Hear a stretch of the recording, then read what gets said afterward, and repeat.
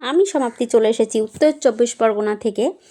তোমাদের সামনে রেগুলার চলে আসি একটা রান্নার রেসিপি নিয়ে। তো আজকে চলে এলাম রুই মাছ দিয়ে বটবটি আলুর একটা রেসিপি। তো সঙ্গে থাকবে। দেখো মাছটা এনেছে কিন্তু আঁশটাকে ছাড়িয়ে আনেনি। এই আঁশগুলোকে ছাড়াতে যে কী সমস্যা, তবুও করতে হবে, কিছু করার নেই। ঘরোয়া গিন্নি হলে যেটা হয়, ঘরোয়া গিন্নি হলে আমাদের সব কিছু করতে হয়। তো দেখো সব একদম কেটে কুটে ক্লিন করে একদম পরিষ্কার করে নিয়েছি। তার জন্য মশলা নিয়ে নিয়েছি।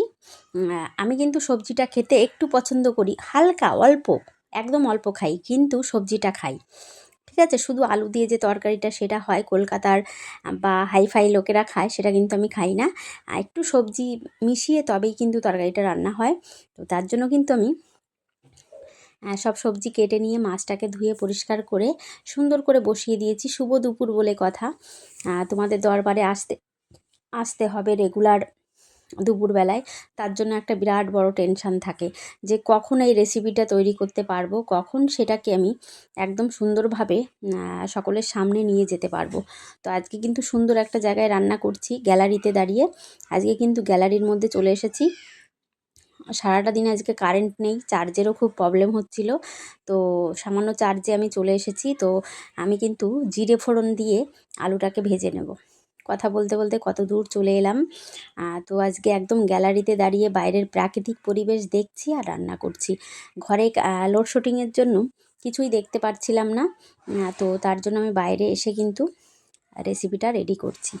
একদম যে কতটা ঝামেলা হয়েছে, আজকে গ্যাস টেনে নিয়ে এসে বাইরে গ্যালারিতে সেট করলাম। তারপরে অনেক কিছু এডিট করতে, একটা ভিডিওকে এডিট করতে আমাদের মিনিমাম 40 মিনিট সময় লাগে। হ্যাঁ, আর তারপরে তো আছেই সব কিছু। তো সেটা নিয়ে আজকে প্রচুর খাটনি হয়েছে। কালকে কিন্তু আমি রান্নার রেসিপির ভিডিওটা দিতে পারিনি, মনটা খারাপ ছিল। আজকে মনটা মোটামুটি ভালো আছে, তাই রান্নারও মানে এনার্জিটা আছে। তো গাইজ দেখো, সবজি দিয়ে কে কে খেতে ভালোবাসো আমাকে জানাবে। আর সবজিটা আমরা কিন্তু এখন কম খাই দেখে আমাদের অনেক সমস্যা হয়। সকলকে বলবো একটু সবজি খাওয়ার চেষ্টা করবে সবাই, ঠিক আছে? তো আমি কিন্তু ঘরোয়া রেসিপি করে নিয়ে চলে আসি তোমাদের জন্য। একদম মশলাটাকে রেডি করে নিয়ে এবার আমি কষা করে নেব একটু সুন্দর করে। বটবটি আলুর মধ্যে একটু মশলা না দিলে হবেই না, ঠিক আছে? যেহেতু হালকা হয়ে যাবে, এটা তো গাঢ় হবে না রান্নার পরে, তাই জন্য একটু মশলার দরকার আছে। সব সময় এরকম করে একটু বাটা দিয়ে রান্না করার চেষ্টা করবে।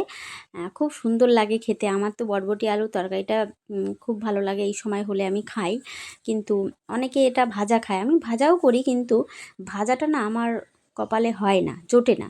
সকালবেলা ভাজা করলে দুজনা রুটি খায়, সে রুটি দিয়েই তাদের পাতে চলে যায়।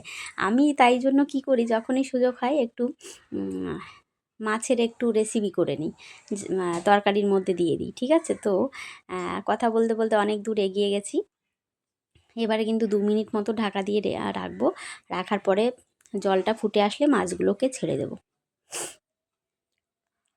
মাছগুলোকে ছেড়ে দিয়ে আর 2 মিনিট রাখবো। যেহেতু মাছটা কড়া করে ভাজা, তো বেশিক্ষণ না রাখলেও হবে। দেখো কালারটা কেমন এসেছে আমাকে একটু জানাবে গাইস। আর কার কেমন লাগে আমার রেসিপি একটু জানাবে। তো নামানোর আগে একটু ভাজা গুঁড়ো মশলা দিয়ে দিলাম। তো রেসিপি কিন্তু রেডি, টান টান। কার কার ভালো লাগলে আমাকে জানাবে।